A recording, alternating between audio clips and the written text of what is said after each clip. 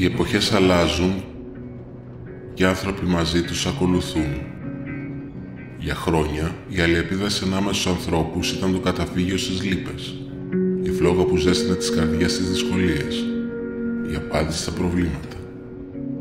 Πλατείες γεμάτες φωνές, σοκάκια που αντιχούσαν γέλια, συναντήσεις σε μαγαζιά και καφενεία. Ο κόσμος σαν να ξέχασε να ζει. Όλοι πλέον ζουν για να δουλεύουν, αντί να δουλεύουν για να ζουν. Οι ανάγκες της καθημερινότητας, πιεστικές και αδιάκοπες, βήθησαν τους ανθρώπους σε ένα έννοιο κύκλο.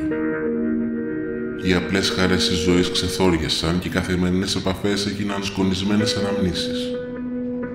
Οι άλλοτε ζωντανές, λαμπερές, όμορφες πόλεις, γεμάτες ζωή, μεταμορφώθηκαν σιγά σιγά σε ψυχρά, γκρίζα κουτιά, άψυχα και πρόσωπα.